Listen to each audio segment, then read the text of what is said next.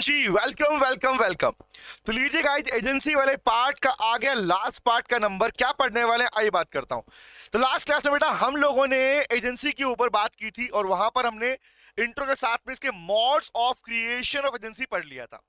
आज कुछ बातें और होने वाली जिसमें हमारे पास में इन्वॉल्व है duties of agent, termination of agency वाला पार्ट और क्या क्या लाइबिलिटीज बनती है प्रिंसिपल की या एजेंट की। ये पार्ट हम पढ़ने वाले हैं। इसके बाद में पूरा पार्ट हमारा खत्म हो जाएगा। तो उससे पहले एक छोटा टॉपिक हमारे पास में पढ़ लेते हैं। इसका नाम कुछ टाइम पहले भी हमारे सामने आया था। सुनो चालू करो। वर्ड था बेटा रैटिफिकेशन। तो पहले समझते हैं फिर बात करते हैं। ठीक है, सुनो बात ध्यान से। Can you please tell me guys, एक वर्ड आया रैटिफिकेशन। इस शब्द का नाम पहले भी हमारे पास में आ चुका है, तो थोड़ा जान लेते हैं इसके बारे में। एक बात बताओ, द वर्ड रैटिफिकेशन बेटा, सुनना चालू करो ध्यान से, सुनना चालू करो, उसके बाद पढ़ेंगे इस पार्ट को। सुनो ध्यान से। रैटिफिकेशन जो कि वर्ड हमारे पास में निकल के आया बेटा रैटिफाई से। सर होता क्या है हमें बता दो, हम भूल गए। रेटिफाई का मीनिंग होता है बेटा बेसिकली, नॉर्मली कोई काम किसी ने किया, पहले कोई काम किया था और उसे आप दोबारा से रिज्यूम कर रहे हो, चूज कर रहे हो या डिनाई कर रहे हो। इन शॉर्ट कहने का मतलब भाई पास्ट में जो काम आपने किया, कोई कॉन्ट्रैक्ट किया, कोई डीलिंग किया, किसी का अपॉइंटमेंट किया, अगर आप उसी चीज को आगे कंटिन्यू करते हो, दैट इज कॉल्ड रेटिफिकेशन। उसे बोलते हैं रेटिफिकेशन। इन शॉर्ट कहने का मतलब भैया पास्ट में कोई काम किया था, पास्ट में कोई भी काम किया था, तो पास्ट में कोई कॉन्ट्रैक्ट किया था, किसी का अपॉइंटमेंट किया था, कोई डीलिंग किया था, ऐसे किसी भी काम को अगर आप बाद में मतलब फ्यूचर या प्रेजेंट में उसे एक्सेप्ट करते हो और उन्हीं टर्म्स कंडीशन में कंटिन्यू करते हो, उसे बेटा कहते हैं रेटिफिकेशन। उसे बोलते हैं रेटिफिकेशन। ये तो मीनिंग ऑफ ये नोट नहीं करना आपने, सुना ध्यान से। इसी को कहते हैं ratification. But my question is, क्या रेटिफिकेशन एजेंसी में रोल कहां से आ गया? क्या रेटिफिकेशन का पर्पस एजेंसी में भी है? Answer is yes. अब सुनना मेरी बात ध्यान से। Let me tell you guys, समझना। मुझे बताओ, एजेंसी के पार्ट में दो लोग इन्वॉल्व हैं। एक व्यक्ति है प्रिंसिपल, एक व्यक्ति है प्रिंसिपल, भाई सिंपल सी बात, जिसके कहने पर काम हो रहा है, और एक व्यक्ति दूसरा जो उसके बिहाफ पर काम कर रहा है। उसे हम क्या बोलते हैं? उसे हम बोलते हैं एजेंट। तो एजेंट और प्रिंसिपल का रिलेशन की बात हम करते आए हैं पहले से भी। लेकिन मुझे बात बताओ, अगर कोई पर्सन इस पर्सन ए प्रिंसिपल के बिहाफ पे काम करता है, तो नॉर्मल केस में हमने क्या पढ़ा? दो चीज पढ़ी थी। एक हमने पढ़ा था, पहले सुनो ध्यान से बात को। एक आपने पढ़ा बेटा कि अगर पहली बात तो एजेंट वही काम कर सकता है जिसके लिए उसको अथॉरिटी दी गई हो। मतलब the agent must have the authority. The word authority itself means the right to make decision. As you know this, authority means the right to take decision. Right to take decision. But decision लेने का अधिकार agent के पास में है। मतलब जैसा principal के पास वैसा उसके पास अधिकार है। तो ये पार्ट 1 बनता है, जो हम पढ़ते हैं कि एजेंट के पास में अथॉरिटी है तो वो काम कर सकता है, और उसके द्वारा किए गए काम के लिए कौन लायबल है? Principal will be held liable. Principal will be held liable. ये बात समझ में आती है? ठीक है, ओके। अब यहाँ दो वर्ड निकल के आते हैं। पॉसिबली मैं कहता हूं एज, अब सुनना ध्यान से, नॉर्मल में लायबल है, हाँ लायबल है। अब मेरा केस नंबर 2 सुनना बेटा, ये तो पढ़ा हम लोगों ने पहले से। अब बात समझना। केस नंबर 2 मेरा ये बनता है कि लेट्स सपोज प्रिंसिपल ने, क्या हुआ? केस नंबर 1, प्रिंसिपल ने कोई अथॉरिटी डेलीगेट की थी। डेलीगेट मतलब दिया था, सौंपी थी। डेलीगेट सौंपने को बोलते हैं। Delegate the authority to agent. Option number वे, पर सुनो ध्यान से, बस समझेंगे इस बात को। तो या तो मैं बोलता हूं केस 1 में कि प्रिंसिपल ने एजेंट को कुछ अथॉरिटी दी थी अपने बिहाफ पर। नंबर 1, भाई तू मेरे लिए काम करेगा तो you are having the authority. Example मुझे बताओ, मैंने अपने शोरूम पर एक व्यक्ति को बिठा दिया, बोला भैया मैं 2 दिन के लिए बाहर जा रहा हूं। अब डिसीजन तेरे हाथ में, डिस्काउंट देना, प्राइस कम करना, सामान के ऊपर ढील, ये सारा डिसीजन तेरे पास है। तो क्वेश्चन इज, अगर मैंने एजेंट को अथॉरिटी दे दी तो भैया सिंपल सी बात, उस अथॉरिटी के लिए क्या होगा? कल को एजेंट के द्वारा किसी भी किए गए काम के लिए, कौन से काम के लिए? जिसके लिए उसके पास अथॉरिटी थी, I will be head responsible. हम पढ़ चुके, प्रिंसिपल हमेशा लायबल होता है। नंबर 1। नंबर 2, मैं कहता हूं पॉसिबली मैंने कोई अथॉरिटी नहीं दी थी। इन शॉर्ट कहने का मतलब without any authority, without any authority agent ने कोई ऐसा काम किया जिसके लिए उसके पास अथॉरिटी नहीं थी। दो क्वेश्चन बनते हैं, अथॉरिटी थी, अथॉरिटी नहीं थी। माय क्वेश्चन यहां पर बनता है रेटिफिकेशन किसको बोलते हैं, हम ये पढ़ रहे हैं। अब मुझे बताओ, नॉर्मल केस में अगर जनरली पूछा जाता है तो हम बोलते हैं भैया अथॉरिटी दी है तो प्रिंसिपल की लायबिलिटी है। नंबर 2, अथॉरिटी नहीं दी तो प्रिंसिपल लायबल नहीं होता। ये नॉर्मल केस है। बट इसमें एक बात पूछता हूं, अगर इन दोनों केस में अथॉरिटी दी है नहीं दी, अगर उस केस में प्रिंसिपल अगर उस केस में प्रिंसिपल अपने द्वारा दी गई अथॉरिटी को रिवोक कर लेता है, वापस ले लेता है, विच मींस रेटिफाई कर देता है। रेटिफाई का मतलब हो सकता है भैया वो उसे एक्सेप्ट कर ले कि ठीक है भैया आप कर दिया तो कर दिया काम इसने, या हो सकता है वो उसे डिनाई कर दे।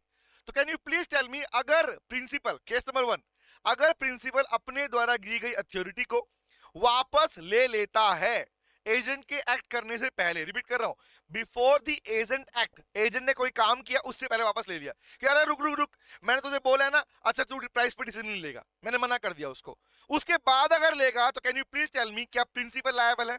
सोचो, लगाओ दिमाग इसके ऊपर। अगर मान लो एजेंट को अथॉरिटी दी थी और उसके एक्ट करने से पहले, शुरू करने से पहले ही मैंने अथॉरिटी वापस ले ली, तो इसको बोलते हैं रेटिफाई कर दिया। Now please tell me, ratification दो तरीके की है, या तो एक्सेप्ट करूंगा, डिनाई करूंगा पिछले पार्ट को। तो now please tell me, past में दी गई अथॉरिटी को अगर अथॉरिटी को प्रिंसिपल रिवोक कर ले, वापस ले ले उसके एक्ट करने से पहले, एजेंट के एक्ट करने से पहले, तो क्या बोलेंगे? उस केस में प्रिंसिपल लायबल नहीं होता, नंबर 1। नंबर 2, मुझे ये बताओ, ये तो होता है डिनाई कर दिया, मना कर दिया, नहीं वापस ले लिया। नंबर 2, आपके एजेंट ने अथॉरिटी थी या नहीं थी, लेकिन आपने उसकी अथॉरिटी जो उसकी द्वारा किए गए काम को अगर एक्सेप्ट कर लिया, तो बताओ, अगर आपने अपनी उसको अथॉरिटी दी थी वो वापस नहीं ली, तो उस केस में बताओ क्या होगा? ऑब्वियस सर, उस केस में प्रिंसिपल लायबल होगा। तो यही वर्ड बेटा रेटिफिकेशन, मतलब इन शॉर्ट प्रिंसिपल क्या कर सकता है? प्रिंसिपल एक्सेप्ट भी कर सकता है या डिसऑन भी कर सकता है कि भैया मेरे से कोई मतलब नहीं है इसको, बट वो तभी कर पाएगा अगर एजेंट ने कोई एक्ट नहीं किया, तो एजेंट ने परफॉर्म नहीं किया, तो एजेंट ने आपके बिहाफ पर कोई काम नहीं किया, तो इज इट क्लियर? समझिए बात ध्यान से बेटा, क्लियर है? डन। अब आगे बढ़ते हैं। तो पॉइंट यहां पर दो दिन निकल के आएंगे, कौन कौन से बात समझते हैं पहले। तो छोटा सा पार्ट है, इजी पार्ट समझना। कह रहा है what is the meaning of ratification? तो मीनिंग बोला where acts are done by one person on behalf of another. ये बात तो जानते हो, जिसने किया उसे कहते हैं एजेंट, और जिसके लिए किया गया उसे बोलते हैं प्रिंसिपल। हाँ पता है सर, पता, आगे बढ़ो। तो बताओ, एक ने काम किया दूसरे के लिए, तो वर्ड पढ़ना क्या कह रहा है सर? उस केस में बोलता है बट विदाउट हिज नॉलेज और अथॉरिटी, उसकी नॉलेज, उसकी इंफॉर्मेशन में था ही नहीं और ना ही अथॉरिटी थी, ही में इलेक्ट टू रेटिफाई और टू डिसोन सच एक्ट। बताओ ना भैया, क्या ये अधिकार प्रिंसिपल के पास है या नहीं है कि अगर कोई एजेंट उसके द्वारा दी गई अथॉरिटी के बिना ही कोई काम करता है, तो उसके उस काम के लिए, क्या उस काम को वो इलेक्ट मतलब चूज करना, इलेक्ट मतलब भैया एक्सेप्ट करना, इलेक्ट मतलब क्या है? एक्सेप्ट करना है, चूज करने को बोलते हैं। एक्सेप्ट कर ले या फिर चूज कर ले, या फिर डिसोन मतलब उसको डिनाई कर दे, तो ये अधिकार है नहीं उसके पास में? आंसर अधिकार है। तो कॉमन सेंस है भैया, अगर ऐसा कर लिया गया, रेटिफाई कर दिया गया, तो वही इफेक्ट पड़ेगा इस बात का जैसे अथॉरिटी मिलती। बाय एग्जांपल, अथॉरिटी होती है तो डिसीजन ले सकता है, प्रिंसिपल लायबल होता है। अथॉरिटी को डिसऑन कर दिया या उसको मना कर दिया, उस केस में प्रिंसिपल की लायबिलिटी नहीं बनती है। तो ratification is a part authority देने के बाद में, और उसको एक्ट करने से पहले ही वापस हो सकती है, उसके बाद वापस नहीं हो सकती। याद रहेगी बात, क्लियर? रिपीट कर रहा हूं दोबारा ध्यान से। एजेंट को आपने अगर कोई अथॉरिटी दी है, कोई पावर्स दी है, तो बेटा सिंपल सी बात, उसने अगर एग्जीक्यूट करना चालू कर दिया, I will not ratify. Execute नहीं किया, उससे पहले ही वापस ले लिया, तो भैया सिंपली प्रिंसिपल बच सकता है लायबिलिटी से, अदरवाइज प्रिंसिपल लायबिलिटी से नहीं बच सकता। तो इसको बोलते हैं रेटिफिकेशन वाला मीनिंग। क्लियर है गाइस? आगे आते हैं। चलो, अब बोला भैया असेंशियल क्या क्या है।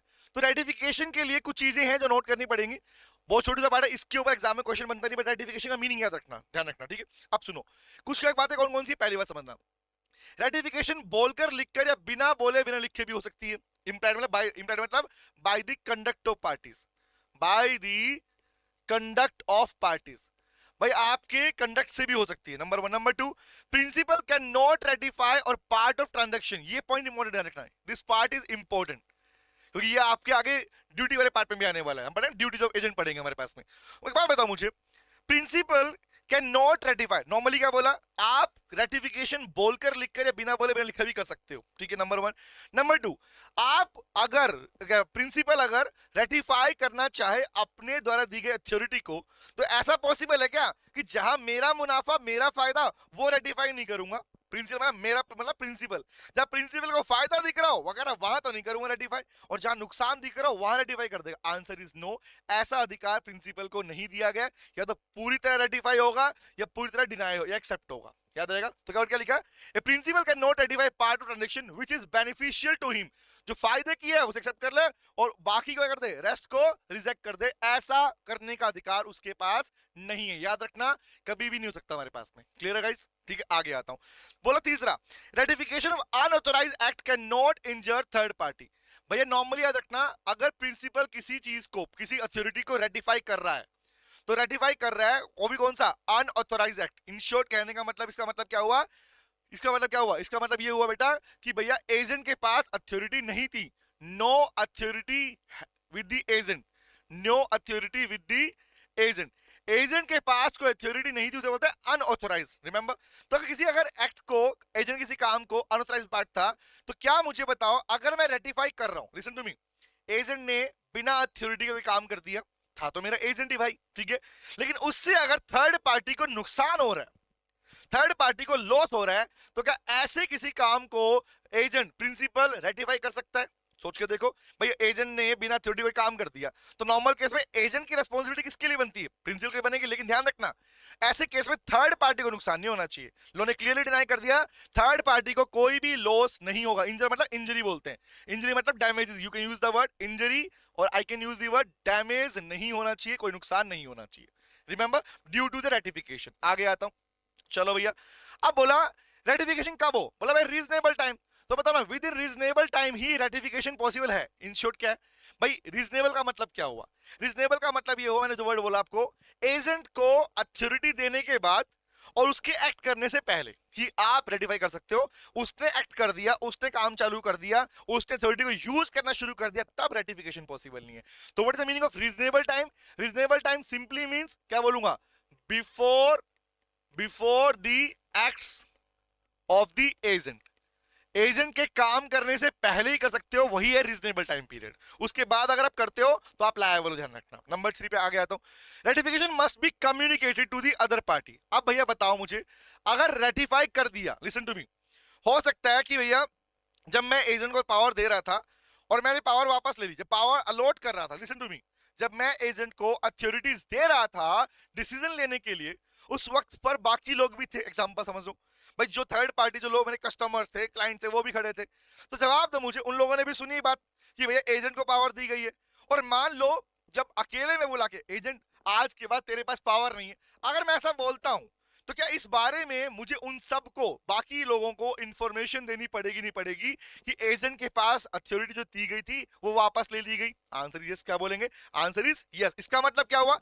इसका मतलब ये हुआ भैया, अगर रेटिफिकेशन हुआ है तो उसका कम्युनिकेशन अदर पार्टीज को भी होगा। अदर पार्टी कौन? जिनका इंटरेस्ट अफेक्ट हो सकता था उस अथॉरिटी की वजह से। आगे आता हूं, next is, act to be ratified should not be void और इलीगल।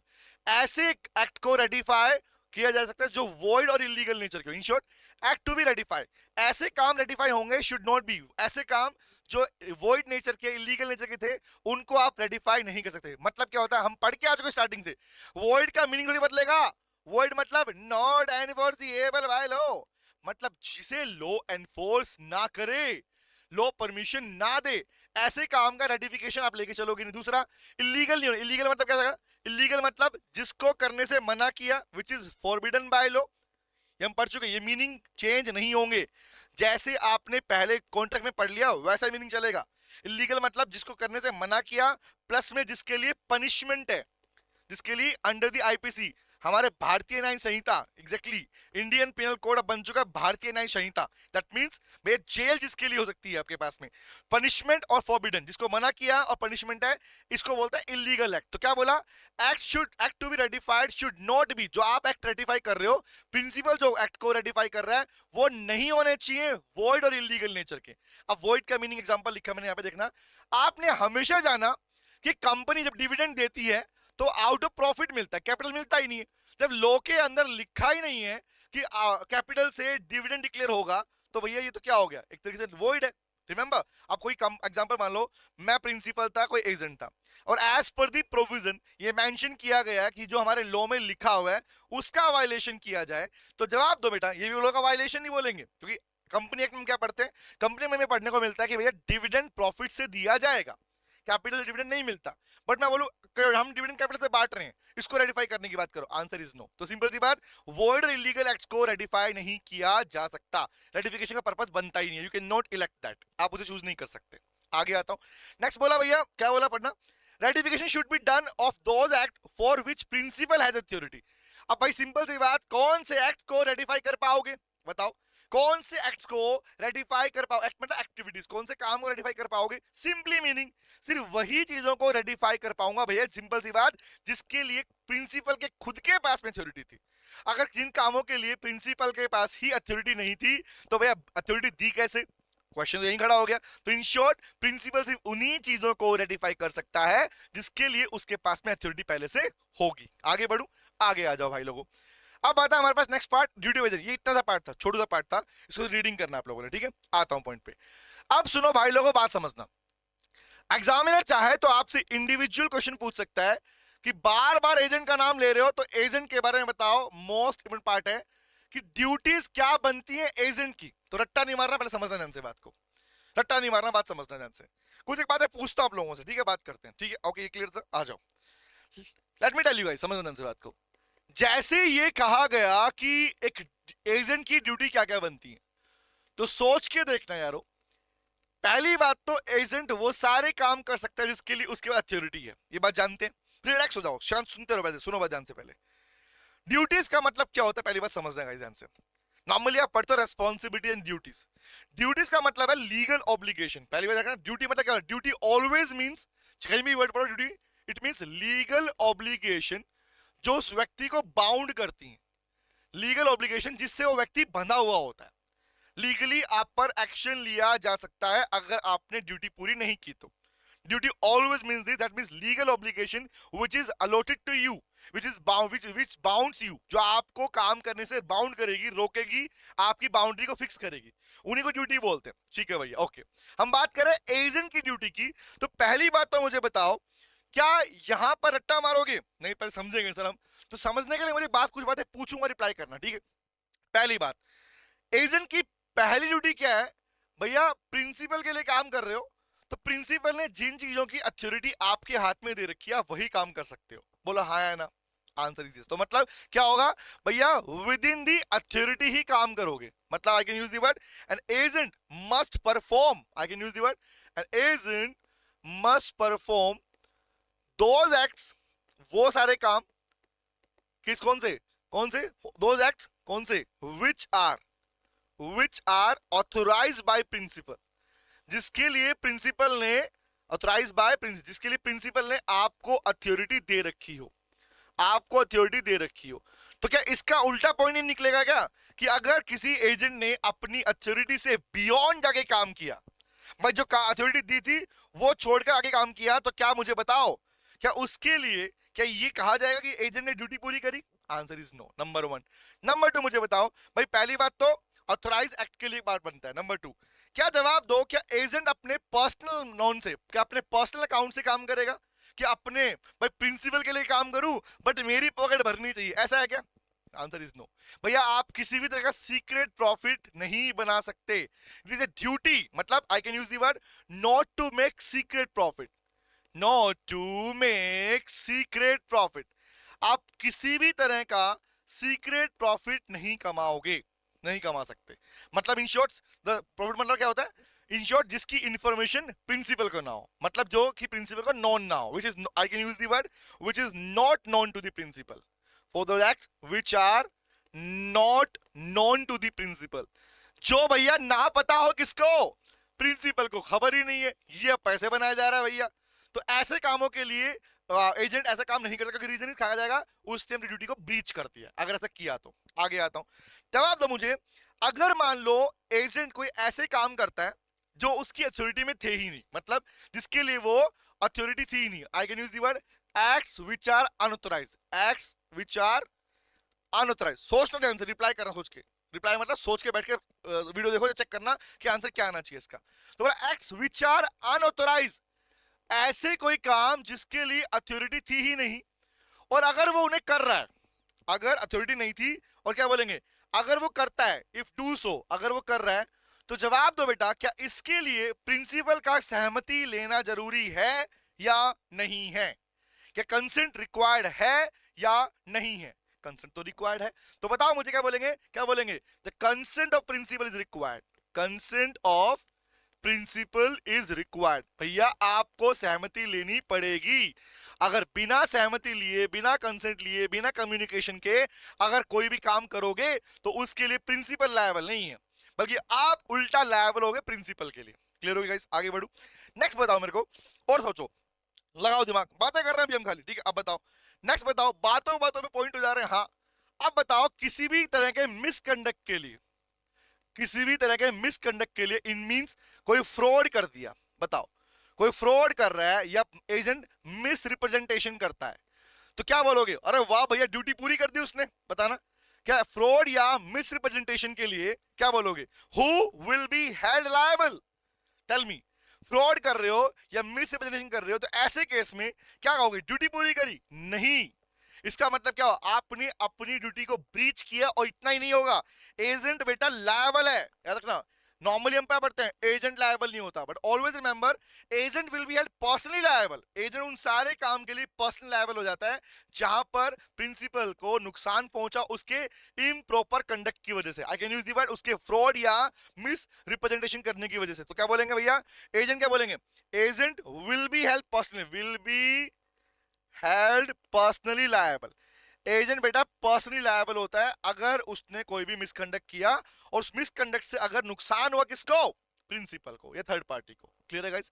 आगे आता हूं, एक और बताओगे क्या भैया? प्रिंसिपल, अगर मान लो एजेंट जब काम संभाल रहा था, जब एजेंट कोई काम दिया गया काम संभाल रहा था, और एजेंट ने जो भी हिसाब बनाया, अकाउंट्स बनाए, तो प्रॉपर बुक्स ऑफ अकाउंट्स की इंफॉर्मेशन देना भी, रेंडर करना भी जरूरी है या नहीं है?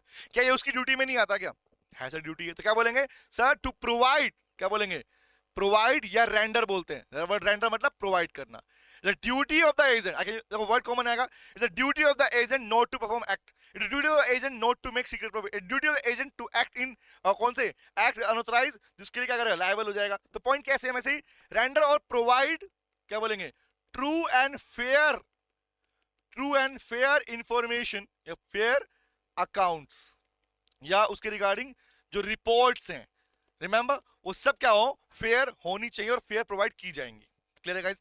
इसके साथ में एक बात और बताओगे, पूछूं नॉर्मल सी बात, क्या सभी एजेंट की ड्यूटी है या नहीं है कि आप प्रॉपर स्किल को यूज करके प्रॉपर केयरनेस से काम करो? सर ये भी है, तो आओ दिखाता हूं, पढ़ते हैं।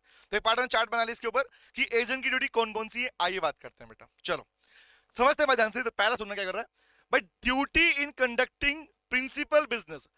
मालिक का काम कर रहे हो, ओनर काम कर रहे हो, तो क्या बोलता है बताना, क्या ड्यूटी क्या बनती है? सेक्शन 2 कहता है, सुनना, कह रहा भैया सिंपल सी बात, an agent is bound to conduct the business principal according to the directions given by the principal. पहली बात तो भैया, जो प्रिंसिपल ने आपको डायरेक्शन दिया काम करने का, उन्हीं डायरेक्शन को फॉलो करके आप काम करोगे, नंबर 1। नंबर 2 बोलता है, in the absence of the direction, अगर प्रिंसिपल ने आपको डायरेक्शन नहीं भी दिया काम करने के लिए, तो जिस कस्टम से, जिस स्ट्रक्चर से आज तक काम होता हुआ आया है बिजनेस के अंदर, उन कस्टम्स को, उन स्ट्रक्चर को, उन पैटर्न्स को फॉलो किया जाएगा। तो पहली बात तो क्या?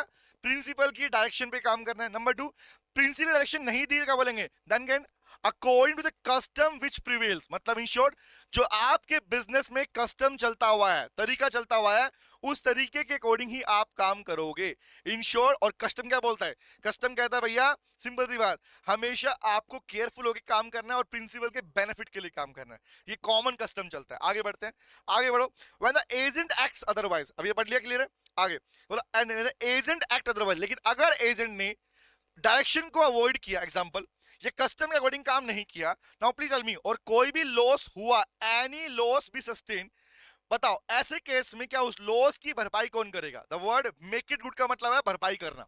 टेल मी गाइस, पहली बात डायरेक्शन दिया काम करो, नंबर 1। नंबर 2 बोला अगर नहीं दिया डायरेक्शन, तो जो कस्टम चलते आ रहे हैं बिजनेस के अंदर जहां पर एजेंट काम करता है, ऐसी चीज को फॉलो किया जाएगा। तीसरा बताओ, अगर एजेंट ने ना तो डायरेक्शन को फॉलो किया, ना ही कस्टम को फॉलो किया, और if any loss occur to the principal due to the negligence, due to the ignorance बोलते हैं इसको। भाई आपको पता था फिर भी फॉलो नहीं किया आपने।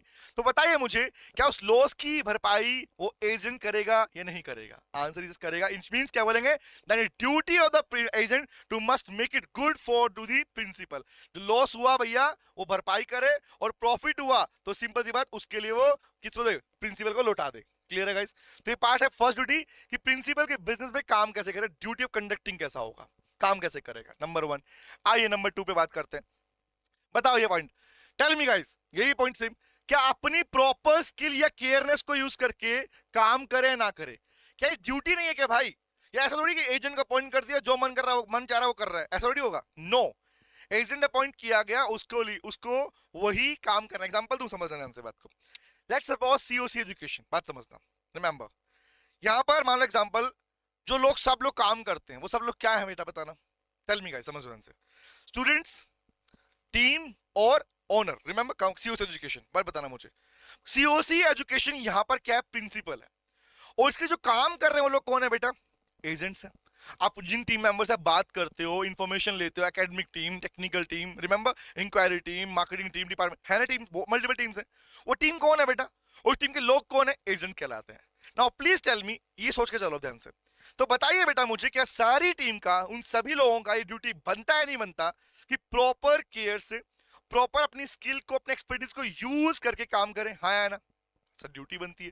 तो अगर नहीं किया ड्यूटी फॉलो क्या होगा? अगर ड्यूटी फॉलो नहीं की तो ऑलवेज रिमेंबर, ड्यूटी और ड्यूटी फॉलो नहीं की, माना अगर बिहाफ पे काम किया तो प्रिंसिपल लायबल होता है। लेकिन ध्यान रखना, क्या अगर पर्सनली कुछ काम कर रहे हैं, अपने लिए काम कर रहे हैं, सीक्रेट प्रॉफिट के लिए काम कर रहे हैं, उस केस में प्रिंसिपल लायबल नहीं होता। तो वर्ड समझना क्या हुआ, द ड्यूटी पढ़ना, ड्यूटी मतलब क्या पढ़ना सर, प्रॉपर स्किल और केयर। वर्ड मतलब क्या होता है, care.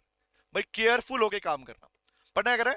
Agent must act always as per person with diligence and skill, normally exercise in the trade. भाई नॉर्मली जो आपके बिजनेस में रिक्वायरमेंट होती है, जिस केयरनेस की, जिस स्किल की, वो आप उसे यूज करके काम करें। He would otherwise be responsible to compensate the principal. लेकिन अगर आपने प्रॉपर केयर से काम नहीं किया, प्रॉपर आपने ध्यान नहीं दिया, आपकी गलती से लॉस हुआ प्रिंसिपल को, तो उस लॉस को आप कंपनसेट करोगे प्रिंसिपल को। कब? कौन सा? Suffered by the principal for want of skill. जहां पर भैया सिंपल सी बात, आपकी स्किलनेस की रिक्वायरमेंट थी, आपने इग्नोरेंस किया स्किल को और वहां पर नुकसान हुआ, you will be held responsible, ना कि principal. Is it clear guys? ठीक है, आओ दिखाता हूं, एक बार समझना। एग्जाम्पल देखो ध्यान से, एग्जाम्पल समझना, इससे और क्लैरिटी मिलेगी तुम लोगों को। समझो भाई, ए एक एजेंट है for the sale of goods, सामान बेचने के बंदा एक एजेंट रख दिया, ठीक है। तो agent of goods having authority to sell on credit, उसके पास ये अथॉरिटी थी कि वो उधार पे सामान बेच सकता है, क्रेडिट पे गुड्स को सेल कर सकता है, ठीक है, अथॉरिटी मिली है। तो मतलब भैया अथॉरिटी दी गई है तो प्रिंसिपल लायबल है। यहां तक क्लियर है बात? अब बात समझना। बट मुझे बताओ, क्या ये चेक करना कि जिसको आप उधार दे रहे हो, क्या उस व्यक्ति, वो व्यक्ति सॉल्वेंट है या इंसॉल्वेंट है, उसके पास पैसा है भी या नहीं है, वो चुका पाएगा भी नहीं पाएगा, क्या ये चेक करना नॉर्मल कोर्स के अंदर, क्या ये काम करना, चेक करना एजेंट की ड्यूटी नहीं है क्या? या आंखें बंद करके बोलोगे दे दो, बांट दो, बांट दो, बांट दो? ऐसा तो नहीं होना चाहिए। तुम जानते हो हमारे देश में एक बैंक, यस बैंक, नाम सुना हो, यस बैंक। आज से कुछ साल पहले, इट्स बीइंग अराउंड कोविड के टाइम की बातें, यस बैंक के अंदर बहुत बड़ा बैड डेट खड़ा हो गया था और ऑलमोस्ट बैंक के बंद होने की नौबत आ गई थी। रीजन क्या था? उस टाइम पर चेक किया गया कि यस बैंक, एग्जांपल दे रहा हूं समझना, यस बैंक उसके एम्प्लॉय की बात कर रहा हूं। एम्प्लॉयज कौन? एजेंट्स यस बैंक के लिए। सुनना, यस बैंक ने क्या किया, यस बैंक के एम्प्लॉयज ने क्या किया, उन्होंने बेटा लोगों को लोन बांटा, लोन बांटा, अच्छी बात है, लोन बांटा, बैंक चलेगा भैया, बट लोन बांटा और बिना वेरिफिकेशन के बांटा, मतलब बिना डॉक्यूमेंट सबमिट किए, प्रॉपरली सबमिट ना किए, लोन को डिवाइड लोगों को बांट दिया। ऐसे लोगों को लोन दिया जिनका पैसा था ही नहीं कभी, और फाइनली क्या, पैसा आ नहीं पाया और ये नौबत आ गई थी कि बैंक बंद होना पड़ गया। नाउ प्लीज टेल मी, अभी बैंक चल रहा है क्योंकि अब बहुत बैंक ने सपोर्ट, एसबीआई ने सपोर्ट किया, बाकी बैंक ने सपोर्ट किया, बट क्वेश्चन सुनना ध्यान से मेरी। क्या मुझे बताओ, जब किसी एजेंट के पास कोई अथॉरिटी है कि वो लोन लोड कर पाएगा, वो डीलिंग कर पाएगा, वो सामान खरीद पाएगा, तो क्या ये तुम्हारी ड्यूटी है या नहीं है कि वहां पर प्रॉपर केयर से काम करो? Answer is yes. तो वही रिमाइंड कर रहा है, अगर आप केयरलेसनेस करते हो, इट मींस आप ध्यान से काम नहीं करते हो, डीलिंग ध्यान से नहीं करते हो, तो वहां रिस्पॉन्सिबल कौन है? वहां रिस्पॉन्सिबल एजेंट है, ना कि प्रिंसिपल है। तो बात समझना क्या बोल रहा है, कैसा एन एजेंट जिसको हमारा उधार के लिए बोला, कौन सा? Sales to be on credit, B को सामान भेज दिया without making the proper and usual inquiry, पूछा भी नहीं उससे कि भाई तू सोलवेंट है या नहीं है, पैसा है भी या नहीं है। नॉर्मली आपने एक चीज चेक करी होगी, आप जब लोन वगैरह लेने जाते हो, तो एग्जांपल दे रहा हूँ, ये मैं ना लोन लिख के आओगे, मल्टीपल केस समझना इनसे, मैं लोन लेने जा रहा हूँ तो डॉक्यूमेंट चेक करते हैं ना भाई, बैंक स्टेटमेंट लेके आओ, अपनी आईटीआर रिपोर्ट लेके आओ, रिमेंबर आप टैक्स भरते हैं, रिटर्न देखते हैं, ये चेक चेक करते हैं ना, तो ये वेरिफिकेशन है इन शॉर्ट कहने का मतलब। तो जैसा काम वहां पर वैसा इंक्वायरी करना ड्यूटी है एजेंट की। तो बात समझ आ रहा है, B at the time of such sale is insolvent, लेकिन बी उस टाइम इंसॉल्वेंट था। तो बताओ यहां पर A must make compensation to principal of not, tell me, यहां जो लॉस हुआ और जो पैसा लौट के नहीं आने वाला, उसके लिए कौन जिम्मेदारी लेगा, वो लॉस कौन बियर करेगा? आंसर इज एजेंट बियर करेगा, ना कि प्रिंसिपल बियर करेगा। क्योंकि यहां पर एजेंट की ड्यूटी होती है भैया कि एटलीस्ट अपनी स्किल और डिलीजेंस को यूज करके आप क्या करो, प्रिंसिपल को फायदा पहुंचाओ या अपनी एक्टिविटी करो, एक्ट परफॉर्म करो। क्लियर गाइस, आगे बढ़ता हूं। आइए नेक्स्ट बताओ, ये पूछ लिया हम लोगों ने पहले से ही। बताओ बेटा बताओ, क्या एजेंट की अकाउंट्स को, एजेंट का ड्यूटी नहीं है क्या कि proper books of account render करे, प्रोवाइड करे प्रिंसिपल को? Answer yes. या क्या करे बताओ मुझे, या घपला कर दे उसके अंदर? नहीं सर, ऑन डिमांड, प्रिंसिपल की डिमांड पर, प्रिंसिपल ने जब मांगा उस टाइम पर उसको proper books of account deliver करना, प्रोवाइड करना, प्रोवाइड करना, ये ड्यूटी है मेरे लाल एजेंट की। रिमेंबर, ड्यूटी है उसकी, ओके, ऑप्शन नहीं है। आगे आता हूं, agent duty to communicate with the principal. अब बताओ ऐसे कुछ काम जिसके बारे में एजेंट को इंफॉर्मेशन नहीं है। एग्जांपल, मान लो कोई क्लाइंट ऐसा आ गया, कोई पर्सन ऐसा आ गया जिससे मैं डीलिंग कर रहा हूं, मैं एजेंट हूं एग्जांपल, और आप मेरे प्रिंसिपल हो, सोचो ध्यान से, आप प्रिंसिपल मैं एजेंट, ठीक है, चेक करना आप, और मुझे बताओ मैं जो डीलिंग करने जा रहा हूं उसकी इंफॉर्मेशन मुझे नहीं है, तो क्या तुम्हें कम्युनिकेट करना, प्रिंसिपल को बताना और प्रिंसिपल कंसेंट लेना रिक्वायर्ड नहीं है क्या?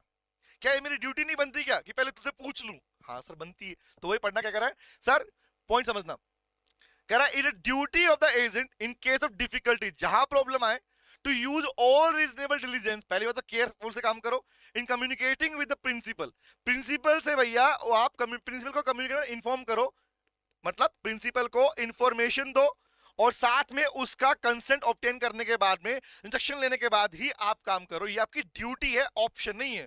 ये कई लोग क्या करते हैं, अरे भैया मुझे पता है, क्या पता है भैया, अगर इंफॉर्मेशन नहीं थी, डिफिकल्टी आ रही थी, तो इन्फॉर्म दी प्रिंसिपल इमीडिएटली, ये आपका पहला ड्यूटी बनता है। Is it clear? आगे आता हूं, आप मतलब भैया एजेंट की बात कर रहा हूं, हाँ नहीं तो हाँ, चलो अगला बताओ, बताओ बताओ बताओ, ये बताना मुझे, अगर अगर तो इनको याद करने का पैटर्न लो में वही है, मैं रिपीट कर रहा हूं बार बार, हमेशा ये बोलता हूं, क्वेश्चन पूछो और फिर आंसर लो। एग्जांपल, आपने लाइन पढ़ी, प्रोविजन पढ़ा, आस्क द क्वेश्चन, क्वेश्चन पूछने में तुम्हें आंसर मिलेगा, ये में आंसर मिलेगा, तो उसके बाद रीडिंग करना। अगर ऐसे करते हो तुम्हें लो याद होना अपने आप से हो जाएगा ऑटोमेटिक तरीके से।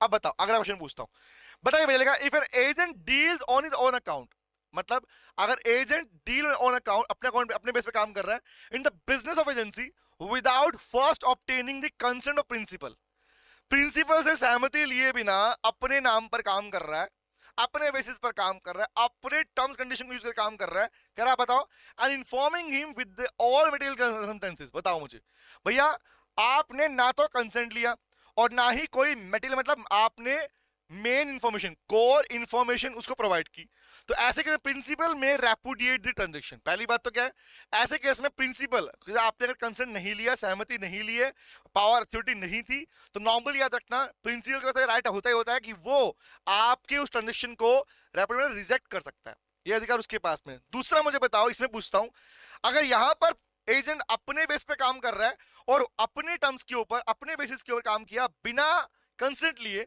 और वहां अगर लॉस हुआ तो बेटा बताना, इफ एनी लॉस अकर्ड, अगर कोई भी लॉस अकर्ड हुआ टू द प्रिंसिपल, बताना भी लिखा था हम लोगों ने, अगर लॉस हुआ प्रिंसिपल को क्योंकि आपने अपनी मर्जी से काम किया, विदाउट गेटिंग कंसेंट और without informing the principal, now please tell me guys, यहां लायबिलिटी किसकी है? बताओ बताओ, क्या प्रिंसिपल तुम्हारे काम के लिए जिम्मेदार है क्या? Answer is no. Normally agency में दो वर्ड आते हैं, क्या होता है सफिशिएंट ग्राउंड, होता है इनसफिशिएंट ग्राउंड। सफिशिएंट का मतलब होता है भैया जहां पर प्रिंसिपल खड़ा रहेगा तुम्हारे लिए, वो ग्राउंड वो है बेटा जहां पर प्रिंसिपल की अथॉरिटी आपके पास में होती है, प्रिंसिपल को दिया गया काम आपने किया था, प्रिंसिपल आपके काम को एक्सेप्ट कर लेता है। द वर्ड इनसफिशिएंट मतलब आप पर्सनली कोई काम कर रहे हो, अपने नाम पे काम कर रहे हो और फर्म को और प्रिंसिपल नुकसान हो रहा है, वहां लायबिलिटी उसकी नहीं बनती है। Always remember this. तो क्या बोलेंगे पढ़ना, तो यहां पे क्या होगा, ऑलवेज रिमेंबर क्या बोलेंगे, the agent will be held responsible, agent will be held responsible. Loss हुआ तो भैया सिंपल सी बात, कौन रिस्पॉन्सिबल है? एजेंट की लायबिलिटी बनती है, ना कि प्रिंसिपल की। क्योंकि प्रिंसिपल के पास अधिकार है कि अगर प्रिंसिपल से बिना पूछे कोई काम किया गया तो आपके काम को रिजेक्ट करने का अधिकार भी रखता ही रखता है। बोलो क्लियर है गाइस? आगे आता हूं, चलो बोलो डन, हाँ सर डन, इजी पार्ट है बेटा। हाँ मजा आ रहा, मजा मजा क्या, सिंपल से पॉइंट है बेटा। अब बताओ मुझे, not to deal on account, आगे आ गया पॉइंट। मतलब ये जो प्रोविजन आपने पढ़ा इसी का उल्टा प्रोविजन हमने लिख भी लिया यहाँ पर। ये बोला भैया ड्यूटी है कि आप अपने अकॉर्डिंग काम ना करो, अपने टर्म्स पे काम ना करो, अपनी अथॉरिटी मत चलाओ भैया। जो अथॉरिटी अलॉट की गई है उन्हीं को यूज करो, उन्हीं के अकॉर्डिंग काम करो। बट अगर आप नहीं मानते हो और नहीं हम तो करेंगे, तो उस केस में लायबिलिटी तुम्हारी, एजेंट की। प्रिंसिपल लायबल नहीं होता मेरे लाल।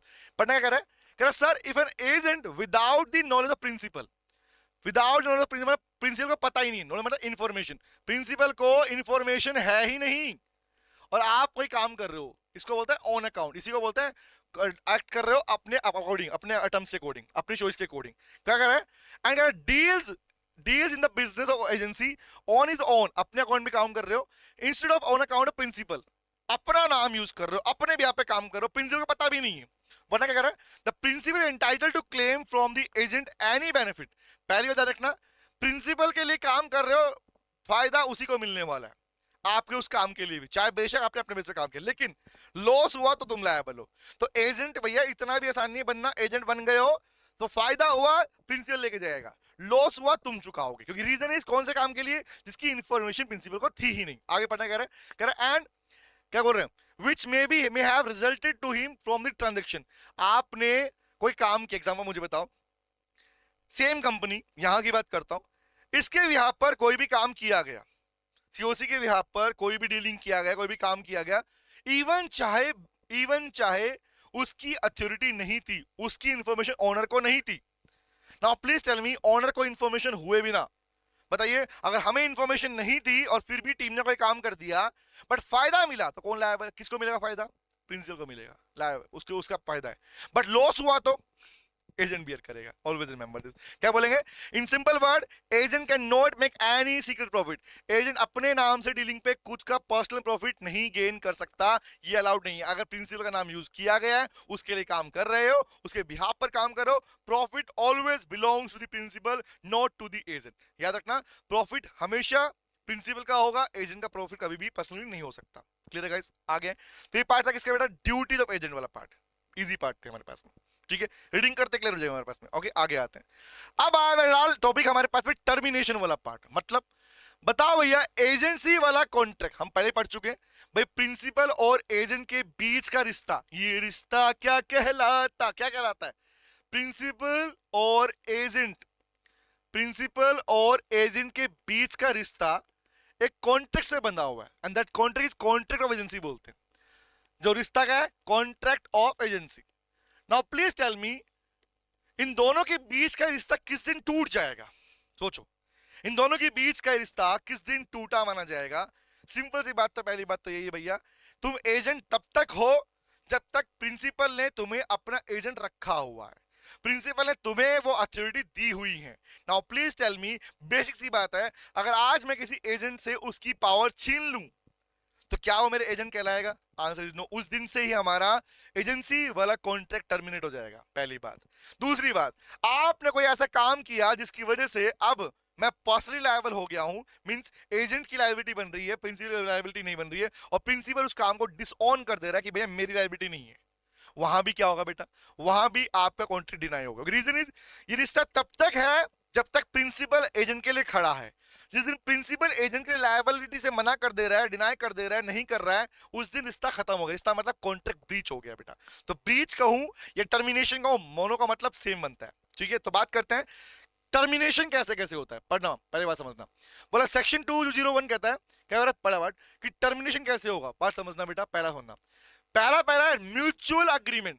या तो भैया आपस में डिसाइड कर लो कि आज से तुम मेरे एजेंट नहीं और मैं तुम्हारा प्रिंसिपल नहीं। ये एक पहला तरीका, वो जो आसान तरीका होता है कि भाई आज से हमारा एजेंसी बात खत्म कर रहे हैं। मतलब क्या बोला? एजेंसी में भी रिवोक मतलब वापस लेना है, टर्मिनेट का मतलब एक ही है, any time by the principal and agent through the mutual agreement. अगर प्रिंसिपल या एजेंट दोनों ही आपस में म्यूचुअली अग्री कर जाते हैं, किसको किसको लेके? भैया एजेंसी के कॉन्ट्रैक्ट खत्म करने को लेके, तब भी टर्मिनेशन कहलाएगा, नंबर 1। नंबर 2 क्या पढ़ना, रिवोकेशन बाय प्रिंसिपल, ये सुनना बात ध्यान से, म्यूचुअल एग्रीमेंट क्लियर है, बट क्या प्रिंसिपल के पास ये अथॉरिटी होती है, tell me, and this particular part is important, note करो इसके ऊपर, दिस पार्ट इज इंपॉर्टेंट। बताओ मेरे लाल, बताना, सोच के बताना, क्या प्रिंसिपल के पास ये अथॉरिटी है कि वो आपको दी गई पावर्स को रिवोक कर सकता है? कॉमन सा लॉजिक है भाई, जिसने पावर दी वो कभी भी छीन सकता है, जिसने तुम्हें जीवन दिया वो कभी भी तुम्हें से जीवन वापस मांग सकता है। तो सिंपल सी बात क्या है, रिवोकेशन में बी पॉसिबल। अब कब कब पॉसिबल है, आओ बात करते हैं, सुनना ध्यान से। पहला पढ़ना, सेक्शन 203 207 के बीच में प्रोविजन पढ़ते हैं, पढ़ना समझना। फर्स्ट कहना, revocation where authority has not been exercise. अब बताओ, तुम्हें जो अथॉरिटी दी गई थी, एजेंट को जो अथॉरिटी, जो राइट्स दिए गए थे, जो पावर्स दी गई थी प्रिंसिपल की तरफ से, अगर वो आपने यूज ही नहीं करी, अक्सर मतलब आपने उन्हें ऑपरेट ही नहीं किया, यूज ही नहीं किया, तो सिंपली मुझे बताओ क्या वो अपनी पावर्स को वापस ले सकता है और आपके पीछे कॉन्ट्रैक्ट को खत्म कर सकता है? Answer is yes guys. तो क्या बोलेंगे, अगर दो पॉइंट आएंगे, एक आएगा हमारे पास में कौन सा, कि भैया पहली बात, हमने लिखा भी इस बारे में, हमने मेंशन भी किया कि अगर आपके पास अथॉरिटी डेलीगेट कर दी तब क्या, नहीं की तब क्या, आपने आधा यूज किया आधा रह गया तब क्या। तो पॉइंट समझना पहला, क्या बोल रहे हैं, फर्स्ट सुना मेरे लाल, कह रहा सिंपल सी बात, अगर अथॉरिटी को आपने एक्सरसाइज नहीं किया, means not exercise by the agent, अगर एजेंट ने अपनी अथॉरिटी को यूज ही नहीं किया तब क्या होगा, तो ऑब्वियस बात है रिवोक कर सकता है। तो पढ़ने का कह रहे हैं, सर द प्रिंसिपल में revoke agent authority any time before agent exercise the authority, agent ने अथॉरिटी को यूज किया नहीं उससे पहले वो उससे उसकी अथॉरिटी छीन सकता, अधिकार रखता है, और जिस दिन अथॉरिटी छीन ली एजेंसी का कॉन्ट्रैक्ट भी खत्म हो गया, पहली बात। दूसरा समझना, कह रहा revocation where authority has been partly exercise. अब समझना ध्यान से, यहां क्या था भाई, यहां क्या था, यहां था मेरे लाल कि आप अथॉरिटी एक्सरसाइज की ही नहीं, एजेंट ने जो अथॉरिटी दी गई थी वो पूरी फुलफिल ही नहीं की, यूज ही नहीं की है। एक तरह बोल रहा है एजेंट ने अथॉरिटी एक्सरसाइज कर दी, विच मींस एजेंट ने उसके बिहाफ पर काम कर दिया। अब बताओ मुझे, पार्टली मतलब आपने स्टार्ट कर दिया था, पूरी तरह यूटिलाइज किया नहीं किया। Now please please please please please tell me guys, समझना ध्यान से बात को, सुनना बात ध्यान से। ऐसे केस में जहां पर आप एजेंट ने जो अथॉरिटी को शुरुआत कर दिया, शुरू भी कर दिया, दूसरा बोलते हैं एक्सरसाइज करना, तो क्या यहां पर रिवोकेशन का अधिकार बनता प्रिंसिपल का? बताओ, सोचो, गैस करो, पहला पॉइंट समझो ध्यान से बात को। क्या ऐसे सिनेरियो के अंदर प्रिंसिपल रिवोक करने का अधिकार रखता है? बोलो हाँ या ना, गैस करो, हाँ या ना। Answer is no. ये अधिकार तब था अगर एजेंट ने अथॉरिटी को यूटिलाइज करना ही स्टार्ट नहीं किया था, बट अगर एजेंट ने अथॉरिटी को करना स्टार्ट कर दिया था तो उस केस में मेरे लाल आप प्रिंसिपल उन चीजों को रिवोक नहीं कर सकता। तो क्या पढ़ना क्या कर रहा है, क्या sir the principal can not revoke the authority given to the agent, नहीं कर पाएगा कब, after the authority has been exercise partly, चाहे पार्टली क्यों ना हुआ हो तब वो वापस नहीं कर सकता। एग्जांपल दिखाऊं, एग्जांपल में लिखा हो बेटा, लेट्स सपोज, समझना ध्यान से, एक व्यक्ति ने दूसरे व्यक्ति को बोला कि जा भैया मेरे बिहाफ पर वो सामान खरीद के लेके आ। अब तुम्हारा एग्जांपल समझना, तुम्हारे पास मेरे 2000 रुपए हैं, सुनना मेरी बात ध्यान से, तुम मेरे एजेंट हो, तुम्हारे पास अभी भी मेरा पैसा रखा हुआ है, सुनना क्या बोल रहा हूँ, रखा हुआ है, ठीक है। तो मेरे कहने पर तुमने क्या किया, मेरे बिहाफ पर तुमने क्या किया, तुमने मार्केट से 2000 रुपए का सामान ऑर्डर कर दिया, परचेज कर लिया, ठीक है, बट पेमेंट अभी तुमने दी नहीं है। तुम्हें अधिकार था कि तुम मेरे बिहाफ पर सामान खरीद सकते हो, अथॉरिटी थी तुम्हारे पास में। अब मुझे बताओ, जैसे तुमने सामान परचेज किया, अभी पेमेंट देनी बाकी है, तो क्या बोलेंगे, भाई पेमेंट तुमने किया नहीं है, तो इससे मतलब पूरी तरह से तुमने अथॉरिटी यूटिलाइज नहीं करी है, बट आधी तो की है, सामान ऑर्डर कर दिया, सामान की बुकिंग कर दी, पेमेंट देने वाले हो, अगर नहीं दोगे तो परसेंट तुम लायबल हो जाओगे automatically. Now please tell me, क्योंकि वो पैसा तुमसे मांगेगा।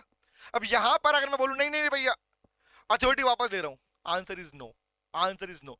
एजेंट ने एक बार अपना कमिटमेंट कर दिया, चालू कर दिया, उस केस में principal is not having the right to revoke such authority, याद नहीं उसके पास में।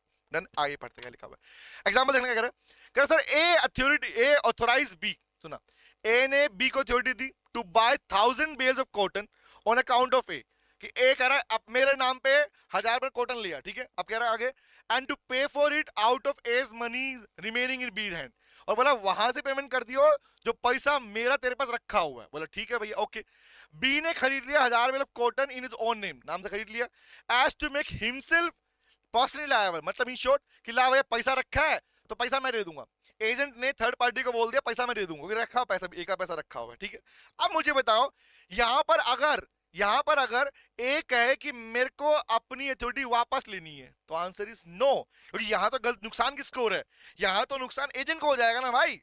थर्ड पार्टी एजेंट को जानता है, एजेंट को पकड़ लेगा वो तो, बट काम किया किस लिए एजेंट ने? एजेंट ने काम किया प्रिंसिपल के लिए। तो बताओ मुझे रिवोकेशन पॉसिबल है? Answer is no. क्या बोलेंगे? A can not revoke B the authority so far as regard payment of the cotton. पैसा देना पड़ेगा पड़ेगा पड़ेगा। इन शॉर्ट मतलब ये कि एजेंट उस पैसे को यूटिलाइज करके पेमेंट कर सकता है, ये नहीं कि बाद में एजेंट बोले ला मेरा पैसा वापस निकाल। Answer is no.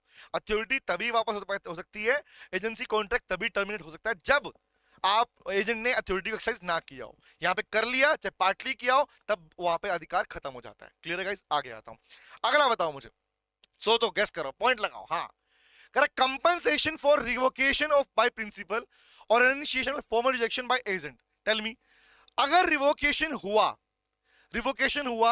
या रिनिशिएशन हुआ एजेंट के थ्रू, बात समझना, एजेंट ने रिजेक्ट कर दिया, अपने को नहीं चाहिए अथॉरिटी, या प्रिंसिपल ने रिवोक कर दिया, तो वहां पर अगर कोई एक्सपेंस बनता है, कोई लॉस बनता है, तो बताओ भैया, नॉर्मल ध्यान रखना, सिर्फ प्रिंसिपल ही हमेशा एजेंट के लायबल नहीं होता, एजेंट भी प्रिंसिपल के लायबल होता है। ध्यान रखना, रिपीट कर रहा हूं, प्रिंसिपल हमेशा एजेंट के लायबल नहीं होता, एजेंट भी लायबल होता है। तो दोनों एक दूसरे के लायबल हैं, पर दोनों की कंडीशंस अलग अलग हैं। भाई सिंपल सी बात, प्रिंसिपल ने अथॉरिटी रिवोक करी और भैया एक्सपेंस बन रहा था, लायबिलिटी प्रिंसिपल देगा। हमने पहले पॉइंट पढ़ा, उसी का पॉइंट था कि ए लायबल था। दूसरा, एजेंट ने अगर अथॉरिटी को एक्सेप्ट नहीं किया और कुछ खर्चे कर रखे थे, रिमेंबर ये नुकसान लो, प्रिंसिपल को नुकसान हुआ, तो वहां पर एजेंट चुकाएगा। कॉमन सी बात है। तो बात समझने क्या कह रहा sir, where there is an express or implied contract that agency should be continued for any period of time। अब यहां पढ़ने क्या कह रहा है, the principal must make compensation to the agent। अगर प्रिंसिपल ही एजेंसी के कॉन्ट्रैक्ट को रिवोक कर रहा है, तो बताओ उस दिन तक का जितना पैसा बनता है एजेंट के नाम का, क्या उस दिन तक का पूरा पैसा एजेंट को पे किया जाएगा या नहीं किया जाएगा? तो किया जाएगा। अगर प्रिंसिपल रिवोक कर रहा है, एजेंसी को टर्मिनेट कर रहा है, तो प्रिंसिपल को उस दिन तक का सम पैसा पे करना पड़ेगा, पहली बात। दूसरा, and the agent to the principal as in case में B for any previous revocation revolution of agency without sufficient cause. मतलब क्या है? मतलब अगेन वही बात, अब जैसे प्रिंसिपल लायबल एजेंट के लिए है, बच्चों तो एजेंट ने जो काम किए थे प्रिंसिपल के लिए, उसमें कुछ पैसा कमाया था, कुछ पैसा आया था, क्या वो पैसा वापस देना, रिटर्न करना, कंपनसेट करना ड्यूटी एजेंट की नहीं है क्या? वहां एजेंट की ड्यूटी है। तो मतलब याद रखना, प्रिंसिपल भी एजेंट के लायबल है और एजेंट भी प्रिंसिपल के लायबल है, अगर कोई बेनिफिट प्रिंसिपल के नाम का बनता है तब। Is it clear? और एक वर्ड लिखा हुआ है सफिशिएंट कॉज। सफिशिएंट कॉज का मीनिंग अगेन वही है बेटा, the word sufficient simply means जो कॉन्ट्रैक्ट के टर्म्स एंड कंडीशंस थे उनको, जो अथॉरिटी मिली हुई थी उनको ध्यान में रखते हुए उन चीज के लिए लायबल बनती है, उसके लिए लायबिलिटी अलग लायबिलिटी नहीं बनती। रिमेंबर, मतलब इनसफिशिएंट ग्राउंड पे ना तो प्रिंसिपल लायबल है और ना ही एजेंट लायबल है। क्लियर है गाइस? मतलब अथॉरिटी थी, जो कॉन्ट्रैक्ट था, जो टर्म्स थे, उसी के अकॉर्डिंग दोनों लायबिलिटी फिक्स होती है, अदरवाइज लायबिलिटी नहीं बनती है। क्लियर है? आगे आता हूं, चलो अगला क्या बोल रहा पढ़ना, कह रहा नोटिस ऑफ रिवोकेशन। अहो, अब बताओ, किसी की अथॉरिटी वापस छीन रहे हो, तो अगर लायबिलिटी वापस ली जाती है, तो लायबिलिटी वापस का नोटिस नहीं दोगे किसको? किसी को बताया भी नहीं तुमने और बोला ओ हमने तो भैया अथॉरिटी छीन ली। अच्छा छीन ली भाई, ऐसे कैसे छीन ली? तो पढ़ना क्या कह रहा है, पॉइंट समझना। कैसा reasonable notice must be given so revocation renunciation otherwise damage thereby resulting to the principal or agent। चाहे प्रिंसिपल को नुकसान हुआ हो या एजेंट को नुकसान हुआ हो, भाई सिंपल सी बात, अगर एजेंट काम छोड़ के जा रहा है, तो उस केस में अगर जो नुकसान प्रिंसिपल को हुआ या प्रिंसिपल ने निकाला, नुकसान किसको? एजेंट को हुआ। दोनों के दोनों केस के अंदर जो भी डैमेज होगा, डैमेज का मीनिंग लॉ में एक ही होता है, मॉनेटरी कंपनसेशन। जब भी डैमेज देखो मतलब क्या है? Monetary compensation. तो भैया मॉनेटरी जो नुकसान हुआ वो कौन पे करेगा? सिंपल सी बात, एक दूसरे को दोनों पे करेंगे। लेट्स सपोज एग्जांपल के लिए मतलब must be made good to one by other. In short, अगर प्रिंसिपल से नुकसान एजेंट को हुआ तो प्रिंसिपल चुकाएगा, एजेंट से नुकसान प्रिंसिपल को हुआ तो एजेंट चुकाएगा। तो ये है कौन सा ड्यूटी है दोनों की हमारे पास में, प्रिंसिपल हो या एजेंट हो। Is it clear guys? तो ये था गाइस हमारे पास ड्यूटीज ऑफ एजेंट वाला पार्ट। आई थिंक क्लियर हो चुका आप लोगों को ना? अब छोटे छोटे पार्ट बचे, पढ़ लेते हैं। नेक्स्ट बोल रहे हैं सब एजेंट क्या होता है भाई? अगर टॉपिक है सब एजेंट कौन सा, भाई बड़ा आसान है, सुनो ध्यान से, बेसिक पॉइंट है। एजेंट का एजेंट सब एजेंट होता है। सुनो क्या बोल रहा हूं, एजेंट का एजेंट। आज किसी व्यक्ति ने किसी दूसरे पर्सन को हायर किया, अब सुनना ध्यान से, लेट्स सपोज मुझे किसी ने हायर किया तो मैं कौन हूं? एजेंट हूं। और मैंने भी किसी को हायर किया, वो क्या कहलाएंगे? मेरे सब एजेंट कहलाते हैं। कॉमन सा लॉजिक है। अब यहां पॉइंट बोलता है कि भैया क्या वो सब एजेंट लायबल है प्रिंसिपल के लिए? पहला पॉइंट। दूसरा, क्या पॉइंट सुनना क्या बोल रहा हूं, एजेंट का भी एजेंट सब एजेंट कहलाता है। याद रखना, लिखाऊं अब बताता हूं, सुनो ध्यान से बात को। सुनो सुनो सुनो भाई लोगों, ये क्लियर था? आ गया हो टॉपिक है हमारे पास में कि ये एजेंट और सब एजेंट क्या होता है। हालांकि एक वर्ड और भी होता है, सब्स्टिट्यूट एजेंट बोलते हैं उसको, ठीक है भैया? सुनो ध्यान से खाली। तो वर्ड इज सब एजेंट किसे कहा जाएगा और कैसे इसका अपॉइंटमेंट होता है। तो पहली बात समझना, मीनिंग क्या है? मीनिंग ये है भैया, लेट्स सपोज ये है प्रिंसिपल, ये है प्रिंसिपल। मान लो इसने मुझे अपॉइंट किया, तो प्रिंसिपल ने अगर मुझे अपॉइंट किया तो मैं कौन हूं? मैं हूं एजेंट। मैं प्रिंसिपल के बिहाफ पे काम करूंगा, बट अपने काम को करवाने के लिए, होता था इमरजेंसी आ गई, प्रॉब्लम आ गई, अपने काम करवाने के लिए अगर मैंने किसी एक और तीसरे पर्सन को अपॉइंट किया तो वो कौन कहलाएगा बेटा? The person will be termed as sub agent. ठीक है, वो कहलाएगा सब एजेंट कहलाएगा। एग्जांपल, लल्लू राम, घोलू और मोलू, ठीक है? ये कौन है? ये नाम है लल्लू राम। लल्लू राम ने अपॉइंट किया, मैंने बोला चिंटू को अपॉइंट किया, और चिंटू ने अपॉइंट किया मिंटू को। तो बताओ ना यहाँ पे, बता ना, मिंटू कौन कहलाएगा? भाई चिंटू तो एजेंट है, मिंटू कौन है? सब एजेंट है। क्लियर है? तो एजेंट का एजेंट सब एजेंट कहलाता है। पहली बात। क्वेश्चन ये, क्वेश्चन दूसरा बनेगा। क्वेश्चन ये है कि क्या, पहला क्वेश्चन मेरा, सब एजेंट प्रिंसिपल के लायबल होता है या सिर्फ एजेंट के लायबल होता है? बताओ। अगर सब एजेंट की लायबिलिटी की बात आई, जैसे हमने पढ़ा ना एजेंट लायबल प्रिंसिपल के लिए होता है, तो क्या सब एजेंट की लायबिलिटी प्रिंसिपल के लिए होती है? Answer is no. याद रखना, सब एजेंट सिर्फ और सिर्फ लायबल किसके लिए? Liable only to, I can use the word liable only to the agent, only to the agent. लेकिन अगला प्रश्न मेरा ये है, क्या प्रिंसिपल एजेंट के साथ साथ में सब एजेंट के लायबल होता है? कैस करो, क्या प्रिंसिपल एजेंट के साथ साथ में सब एजेंट के एक्ट के लायबल होता है? आंसर इज यस, लायबल है। ये बात ध्यान रखना। क्या बोलेंगे? उल्टा पॉइंट समझ रहे हैं? ये इसके लायबल है, बट ये इसके लिए भी लायबल है, इसके लिए भी लायबल है। ऑलवेज रिमेंबर, ये दोनों के लिए लायबल होता है। बट क्वेश्चन ये आता है कि प्रिंसिपल लायबल होता कब है भाई? होता कब है? ये लायबिलिटी सब एजेंट के लिए बनती कब है? तो सुनो भाई लोगों, पहली बात, उस सब एजेंट का अपॉइंटमेंट की अप्रूवल, उस सब एजेंट के अपॉइंटमेंट के बारे में, इसको अपॉइंटमेंट के बारे में क्या हुआ? कंसेंट लिया गया था, सहमति ली गई थी। नंबर वन, एजेंट ने पूछा था लगा लूं क्या? Number one. नंबर टू, उस सब एजेंट के अपॉइंटमेंट के साथ साथ में, सब एजेंट के अपॉइंटमेंट के लिए उसकी इंफॉर्मेशन इसके पास थी, उसकी इंफॉर्मेशन की वो लगाने वाला इसके पास इंफॉर्मेशन थी। तीसरा, हो सकता है कि इमरजेंसी केस ऐसा था जहां पर पूछना पॉसिबल नहीं था, तो एजेंट अगर बताए इमरजेंसी पार्ट में अपॉइंट किया, तब भी वहां पर लायबिलिटी बनती है। ठीक है, ओके। और इसके अलावा, या फिर आपके बिजनेस का स्ट्रक्चर या पैटर्न ये कहता है कि सब एजेंट होंगे ही होंगे, होंगे ही होंगे, तो वहां पर भी बेटा क्या बोलेंगे? प्रिंसिपल लायबल होता है। एग्जांपल दूं, समझना। आप नाम सुनते हो, मैंने डे वन पे आपको एक नाम दिया एग्जांपल, कि जितनी भी सारी कंपनीज हैं वो जो मैन्युफैक्चरिंग करती है, सामान बनाती हैं, वो अपना सामान आप तक पहुंचाती है। कैसे पहुंचता है? Manufacturer to wholesaler. हमें वो, मैं उनकी बात नहीं कर रहा कि मैन्युफैक्चरर डायरेक्टली टू सेलर, उसकी बात नहीं, बाहर की बात नहीं कर रहा हूं मैं, B2C की बात नहीं कर रहा हूं मैं। बात कर रहा हूं सामान बनाया गया, गया होलसेलर के पास में। अब बताओ, होलसेलर कौन हो गया? Agent of the company, remember. अब बताओ, उस होलसेलर ने रिटेलर को सामान दिया, रिटेलर कौन कहलाएगा? एजेंट का भी एजेंट, सब एजेंट कहलाएगा। क्लियर हुआ? या इन शॉर्ट में कहूं, एग्जांपल सुनना। लेट्स सपोज पेप्सी कंपनी है, नाम क्या है? पेप्सिको, ठीक है? ये एग्जांपल आ दिया मैंने, पेप्सिको, ठीक है? पेप्सिको मैन्युफैक्चरर, पेप्सिको ने क्या किया? पेप्सिको एक एजेंट है जो एजेंसी लेके बैठा है, और इस एजेंट के थ्रू सामान होलसेलर रिटेलर के पास जाता है। सुनना क्या बोल रहा हूं, पेप्सिको कंपनी आपके शहर में अपने एजेंट के थ्रू, होलसेलर रिटेलर के थ्रू सामान पहुंचाती है, और वो सामान पहुंचता है कस्टमर के पास में। तो कस्टमर तो कौन है? फाइनल प्रोड्यूसर हमारे पास में। बट क्वेश्चन इज, एजेंट कौन है? पेप्सिको के एजेंसी के पास में रखी हुई है, रिमेंबर। अब मुझे बताओ, इस एजेंट के भी एजेंट कौन है? ये होलसेलर एजेंट कहलाएंगे। ये कौन कहलाएंगे? सब एजेंट कहलाएंगे। तो क्वेश्चन इज, ये सब एजेंट जो सामान बेचेंगे, कस्टमर को बेचेंगे, क्या उसके लिए इसकी लायबिलिटी है या नहीं है? आंसर इज यस, उसकी लायबिलिटी बनती है। यही पॉइंट यहां पर था बेटा। चले आओ दिखाता हूं, फोकस सामने। सुना, कह रहा पॉइंट समझना। सब एजेंट किसे बोला गया? पहला पॉइंट समझना, the term sub agent is defined section 19111 में बोला गया, क्या बोला गया? A sub agent is a person who employed by और acting under the control of the original agent. Original agent के कंट्रोल में जो काम कर रहा है उसी को बोलते हैं बेटा सब एजेंट कहते हैं। नंबर 1। नंबर 2 आगे पढ़ना, कह रहा और क्या है, सुनो ध्यान से, यहां पर इनका रिश्ता क्या कहलाएगा? वही relation. The relation will be same as the agent principal. भाई जिस तरीके से प्रिंसिपल के एजेंट तुम थे तो तुम्हारा एजेंट क्या कहलाएगा? उसके लिए तुम प्रिंसिपल कहलाओगे और वो क्या कहलाएगा? आपका एजेंट कहलाएगा। नॉर्मली एजेंट का एजेंट सब एजेंट तो है, बट सब एजेंट वर्ड यूज किया गया प्रिंसिपल के लिए। रिपीट कर रहा हूं, अगर मैंने तुम्हें अपॉइंट किया और तुमने किसी और को अपॉइंट किया तो मैं कौन हूं? तुम्हारा प्रिंसिपल हूं।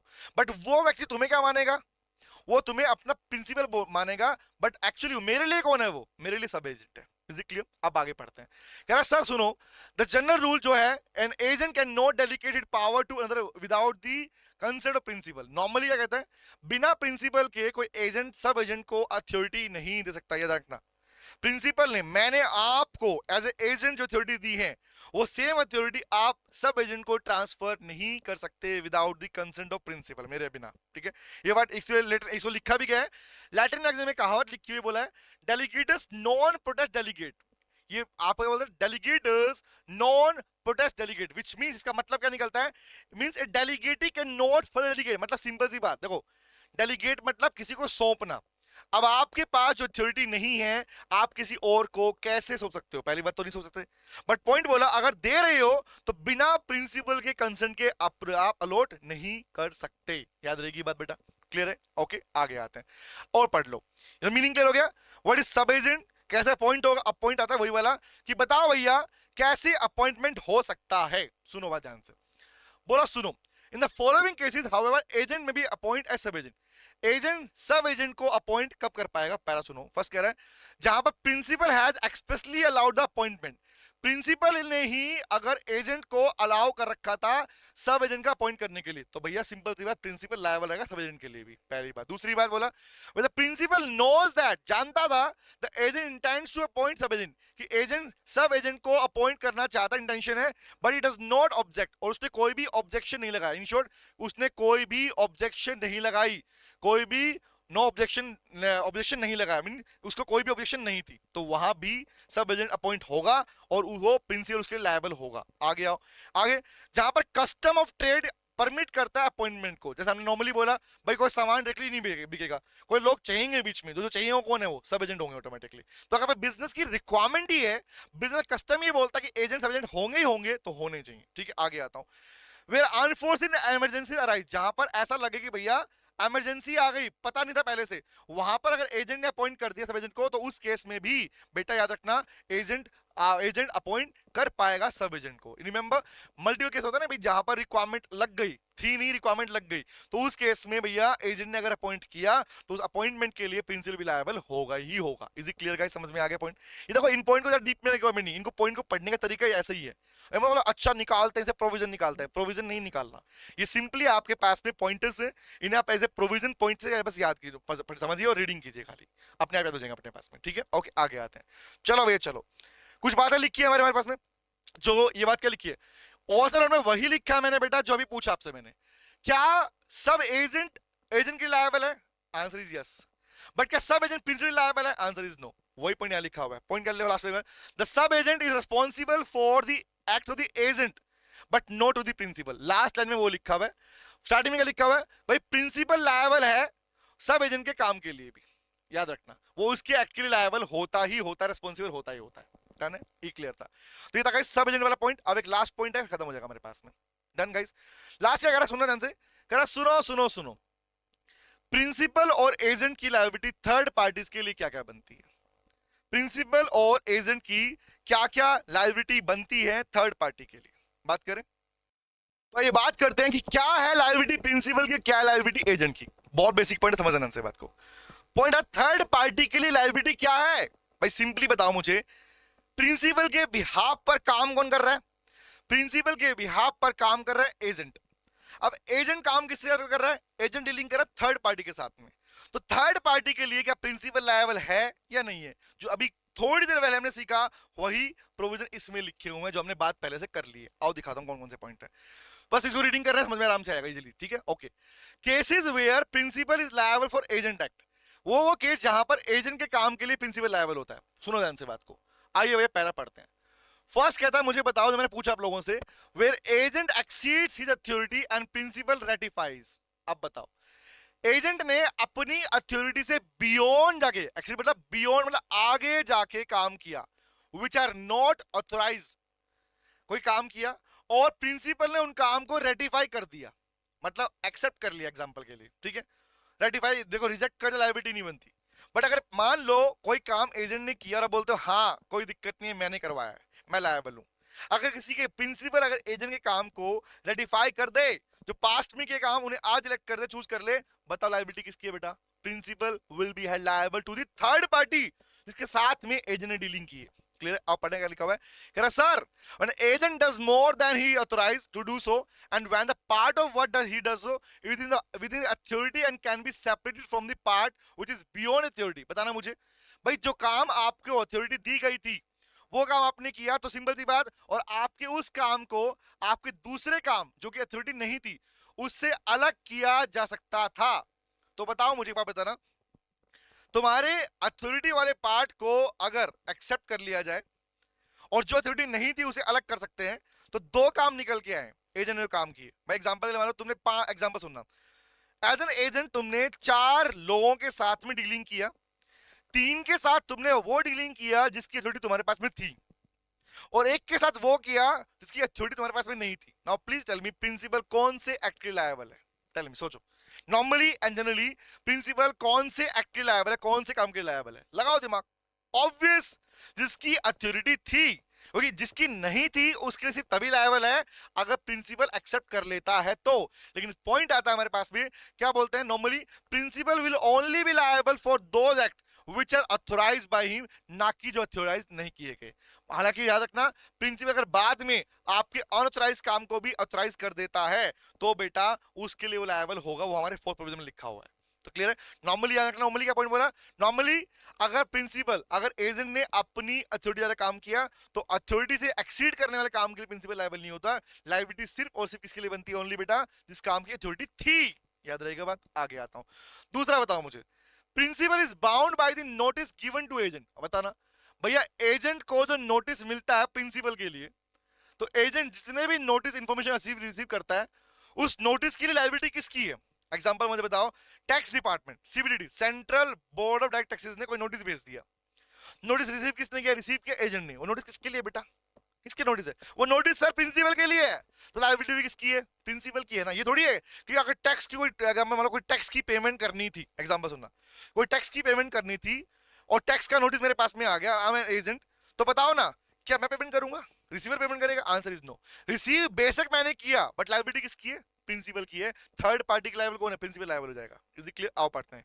पढ़ने क्या कर रहा है sir, any notice given to और information obtained by the agent provided, जिसमें लिखा हुआ है it is given obtained in the course of business of transaction for the principal, ये काम जो प्रिंसिपल ने किया उसके लिए नोटिस इंफॉर्मेशन मिली है, तो लायबल भी कौन है भैया? प्रिंसिपल लायबल बनेगा।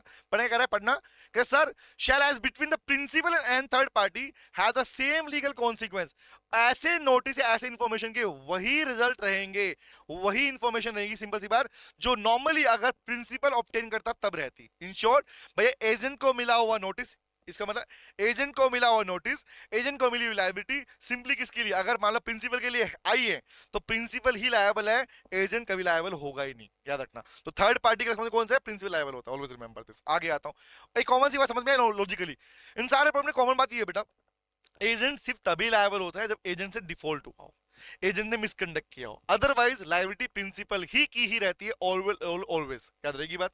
आओ पढ़ते हैं। क्या पढ़ रहा? आगे पढ़ना, कह रहा लायबिलिटी ऑफ प्रिटेंडेड एजेंट। ये पढ़ना, हम पढ़ चुके हैं प्रिटेंडेड एजेंट मतलब भैया एजेंट थे नहीं, किसी पर्सन के पास में अथॉरिटी थी ही नहीं, लेकिन वो व्यक्ति चिल्ला रहा है भैया कि हाँ मैं एजेंट हूं, हाँ मैं एजेंट हूं, हाँ मैं एजेंट हूं। और अगर मुझे बताओ उस पर्सन के काम को अगर प्रिंसिपल ऑथोराइज कर देता है, प्रिंसिपल एक्सेप्ट कर लेता है, नाउ प्लीज टेल मी कौन लायबल है भाई? बताओ। अगर थर्ड पार्टी, हम पढ़ चुके पहले भी, अगर थर्ड पार्टी, याद है estoppel, agent by estoppel, power नहीं थी, रिमेंबर, लेकिन फिर भी वो बोल रहा था और मैंने एक्सेप्ट कर लिया। नाउ प्लीज टेल मी कौन लायबल है? Principal will be held liable. पढ़ने क्या बोल रहा है? कह रहा है, पॉइंट कह रहा है, सुनना। A pretended agent is a person who represent himself to be an agent of another when in fact he has no authority. Authority थी नहीं, बट वो खुद को किसी दूसरे व्यक्ति का एजेंट बता रहा है। तो बताओ, इफ द प्रिंसिपल रेटिफाइज, अगर प्रिंसिपल उसके काम को रेटिफाई कर ले, ही हैज नो लायबिलिटी। अगर रेटिफाई कर दिया तो लायबिलिटी नहीं है, बट अगर रेटिफाई नहीं किया तो बेटा बताओ ना, अगर उसके काम के लिए प्रिंसिपल ने मना नहीं किया, ये बोल नहीं रहा कि भैया, लोग पूछ रहे हैं कि लायबिलिटी है, वो कह रहा एजेंट है आपका, आप चुप हो, एजेंट है आपका, नहीं चुप हो। कोई पूछ रहा है एजेंट है तो क्या बोलेंगे? ये आपका कंडक्ट कहलाएगा। आपने बोलकर या बिना बोले भी अगर आपने एक्सप्रेस कर दिया कि आप उसके काम को डिनाई नहीं कर रहे हो, तो ऑलवेज रिमेंबर वो आपका एजेंट माना जाएगा। इसलिए क्या, वो लायबिलिटी भी क्या होगी? लायबिलिटी आपकी होगी। ऑलवेज पर्सनल लायबल हो उस काम के लिए, क्योंकि वो पर्सन आपका एजेंट था नहीं, बट अब आपका एजेंट कहलाएगा और लायबिलिटी आपकी है। चले आगे आता हूं। अगला क्या बोल रहा है लायबिलिटी, ये पढ़ चुके, लायबिलिटी फॉर मिसरिप्रेजेंटेशन और fraud bye an agent when agent is acting with in his authority. बताना, एजेंट अपनी अथॉरिटी के अंदर रह के काम कर रहा है और उससे कोई फ्रॉड हुआ, कॉमन सी बात है भाई। अपनी एजेंट प्रिंसिपल के द्वारा दी गई अथॉरिटी के थ्रू काम करा, फिर भी मिसकंडक्ट हो गया, फ्रॉड हो गया और मिसकंडक्ट हो गया, उस केस में क्या है? पर्सनली काम नहीं किया उसने, तो वहां लायबिलिटी किसकी है? प्रिंसिपल की लायबिलिटी बनती है। एजेंट तब लायबल होता है एजेंट ने अगर बिना अथॉरिटी के काम किया होता। पढ़ने क्या बोल रहा हूं, आगे पढ़ना। कह रहा सर, मिसरिप्रेजेंटेशन मेड और fraud committed by agent acting in the course of their business. Business work, business के कोर्स में काम कर रहा है और किसी का काम कर रहा है? फॉर द प्रिंसिपल के लिए काम कर रहा है, तो उसका सेम इफेक्ट क्या है? सेम क्या माना जाएगा? ओमन बताना मुझे, एक छोटी सी बात बताना मुझे, सोचो यारो। अगर अगर अगर एक एजेंट कोई काम कर रहा है और वो प्रिंसिपल के बिहाफ पर काम कर रहा है, और वहां पर अगर कोई फ्रॉड हुआ या मिसकंडक्ट हुआ, तो वो फ्रॉड और मिसकंडक्ट का थप्पा किसके नाम पर आएगा? पर्सनल नाम पर नहीं आएगा, क्योंकि सिंपल सी बात, प्रिंसिपल के बिहाफ पर और अपनी अथॉरिटी में रहकर काम किया, तो माना जाएगा एजेंट के द्वारा किया गया फ्रॉड किसका फ्रॉड है? प्रिंसिपल के द्वारा किए गए फ्रॉड के बराबर ही है। तो प्रिंसिपल लायबिलिटी किसकी बनेगी? लायबिलिटी भी किसकी बनेगी बेटा? क्या बनेगी? प्रिंसिपल की लायबिलिटी बनेगी। ये कहा जाएगा कि वो जैसे आपने एजेंट ने किया, वो काम एक तरीके से प्रिंसिपल का ही काउंट किया जाएगा और प्रिंसिपल ही उस काम के लिए लायबल है। लेकिन एक्सेप्शन क्या है? एक्सेप्शन ये कि अगर एजेंट के पास में अथॉरिटी नहीं होती, नहीं थी अथॉरिटी, और तब फ्रॉड हुआ, तो लायबिलिटी एजेंट की होती है। Is it clear? आगे आता हूं, चलो भैया, आओ आओ आओ, चलो अब बताओ, नेक्स्ट बताओ। Liability of principal inducing belief that agent unauthorized act were authorized by the principal. Now please tell me, अगर प्रिंसिपल एजेंट को जो अथॉरिटी नहीं दे रखी थी, उससे अगर ऑथोराइज कर दे कि हाँ हाँ मैंने दे रखी थी, अथॉरिटी थी नहीं बट रेटिफाई करके चूज कर ले, तो क्या बोलेंगे? इसे बोलते हैं अनऑथोराइज काम को ऑथोराइज कर देना। तो ऐसे केस में बताओ बेटा, उसके एक्ट्स के लिए कौन लायबल है? Answer is clear, principal will be held liable. पढ़ने क्या कर रहे हैं? क्या sir, when an agent has without authority done act और incurred obligation to the third person on behalf of the principal. Main point क्या है भाई पूरे प्रोविजन में? प्रिंसिपल के बिहाफ पर। तो सिंपली प्रिंसिपल के बिहाफ पर काम करोगे तो प्रिंसिपल ही बाउंड रहेगा उन एक्ट और ऑब्लिगेशन के लिए, ना कि एजेंट। क्लियर है गाइस? चाहे बेशक उसके पास में अथॉरिटी थी या नहीं थी, या आपने बाद में अथॉरिटी को आपने एक्सेप्ट किया या आपने, तो उस केस में आप ही फंसने वाले हो, प्रिंसिपल फंसेगा, एजेंट कभी लायबल नहीं होगा बेटा। क्योंकि एजेंट लायबल तब है जब उसने इनसफिशिएंट ग्राउंड पर विदाउट अथॉरिटी काम किया हो।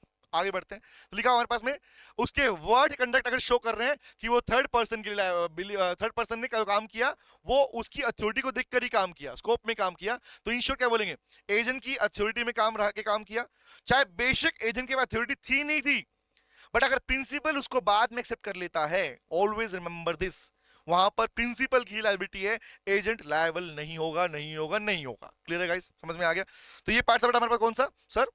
Agent liability. एक और बताओ मुझे, अगर मान लीजिए कोई एजेंट काम कर रहा है बट उसने अगर प्रिंसिपल का नाम लिया ही नहीं, प्रिंसिपल का नाम लिए बिना बट प्रिंसिपल के बिहाफ पर काम कर रहा है, सुनना क्या बोल रहा हूं, प्रिंसिपल का नाम नहीं लिया बट प्रिंसिपल के बिहाफ पर काम कर रहा है, और सिंपली उस काम का, उस एक्ट का, उस डीलिंग का, उस कॉन्ट्रैक्ट का बेनिफिट डायरेक्टली प्रिंसिपल को ही मिलने वाला है, तो लायबिलिटी किसकी है भाई?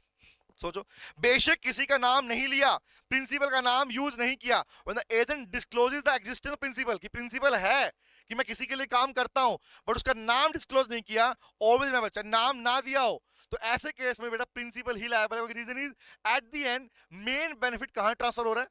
मेन बेनिफिट प्रिंसिपल के पास ही जा रहा है, ना कि एजेंट के पास जा रहा है। तो जिसको मिल रहा है बेनिफिट वही रिस्पॉन्सिबल है। क्योंकि रीजन इज, अगर मैं ये बोल रहा हूं, देखो लिसन टू मी, मैं अपने नाम पे काम नहीं कर रहा, मैं बोल रहा हूं मैं किसी और के लिए काम करता हूं, ठीक है, और उसी के यहाँ पे डीलिंग कर रहा हूं, तो यहाँ पर प्रिंसिपल में एजेंट उसका मतलब, ठीक है। तो जिसका नाम नहीं भी लिया बट डीलिंग उसके नाम पर हो रही है, ऑलवेज रिमेंबर वहां पर प्रिंसिपल लायबल है, आप एजेंट लायबल नहीं होता।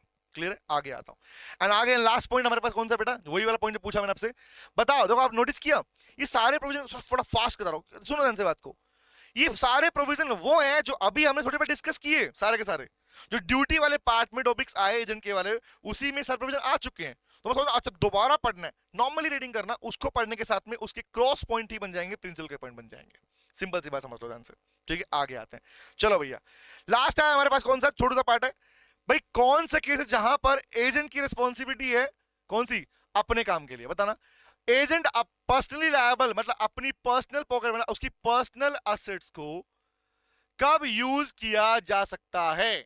एजेंट के घर के बर्तन कब बिकेंगे, इन शॉर्ट सिंपल सी बात, जब एजेंट ने कोई काम बिना अथॉरिटी के किया हो और एजेंट ने अपना काम, कोई काम एक्टिविटी अपने नाम पर किया हो, तब लायबिलिटी किसकी, एजेंट की है, प्रिंसिपल लायबिलिटी नहीं बनती। क्या पढ़ना, कह रहा सर सुनो, when he represent that he has authority to act on behalf of principal, काम कर रहा है, but who does not actually police authority, authority थी नहीं, विच मींस इसी को बोलते हैं without any authority, without any authority, बिना अथॉरिटी के अगर एजेंट ने काम किया, क्या बोलेंगे, या उसने अथॉरिटी को एक्सीड किया, क्या बोलेंगे, ऐसे केस में भैया याद रखना, और वहां पर प्रिंसिपल रेटिफाई भी नहीं किया, ऐसे केस में याद रखना, always remember agent will be responsible, क्या बोलूंगा, agent will be held responsible, agent will be held responsible, agent he responsible है मेरे लाल, ना कि प्रिंसिपल रिस्पॉन्सिबल है। सिंपल सी बात है भैया, तुम्हारे कर्मों का फल तुम्हें मिलने वाला है, अगर तुम्हारे पास में अथॉरिटी नहीं थी तो नहीं थी, लायबिलिटी तुम्हारी है, प्रिंसिपल लायबल नहीं होगा, नहीं होगा, नहीं होगा।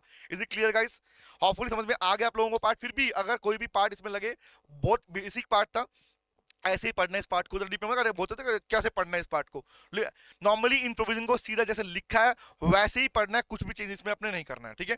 तो मिलते हैं गाइस नेक्स्ट क्लास में, और आज हमारा कॉन्ट्रैक्ट ऑफ एजेंसी हो गया खत्म। तो see the next class, thank you very much guys, मिलते हैं, गाना गाएं, बाय बाय और टाटा, सी यू अगेन, और कल फिर मिलेंगे तेरे मेरे नैन, बाय बेटा, bye, take care, bye bye, see you. Hello बच्चों, कैसे हैं आप? मैं CA संतोष कुमार। मैंने और मेरी टीम ने डिसाइड किया कि जो क्वालिटी एजुकेशन मैं और मेरी टीम एक पर्टिकुलर एरिया में प्रोवाइड कर रहे हैं, उसको पूरे देश में क्यों न फैलाया जाए at the reasonable cost, under the brand name of COC education private limited. मेरे बच्चों, इस सक्सेस को हमने पाया, कॉमर्स के स्टूडेंट्स किसी भी कोर्स के हो, वो पूरे ऑल ओवर इंडिया में बैठ के हमारे कोर्सेज से बेनिफिट ले रहे हैं या ले चुके हैं। हमें जो दूसरों से अलग करता है वो है हमारा डेली डाउट सेशन। हमारा जो एकेडमिक इंस्ट्रक्टर टीम है, आपके कॉन्टिन्यूस आपके ग्रोथ पे वो नजर बनाए रखता है और आपको कॉन्टिन्यूस बेसिस पे मोटिवेट करना आपको स्टडी के लिए। मेरे बच्चों, कुछ रिव्यूज पूरे ऑल ओवर इंडिया से आए हैं, मैं चाहता हूं कि वो आपसे शेयर करूं।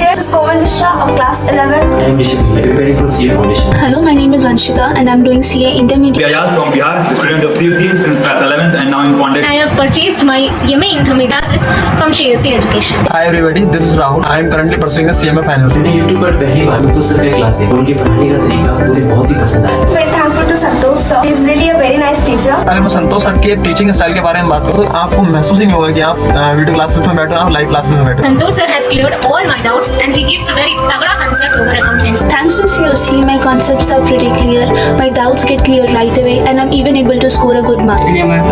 ये आप भी हमारे साथ ज्वाइन करें और सक्सेस के पाथ पे आप भी हमारे साथ अपने सपनों को पूरा करें। थैंक यू बच्चों।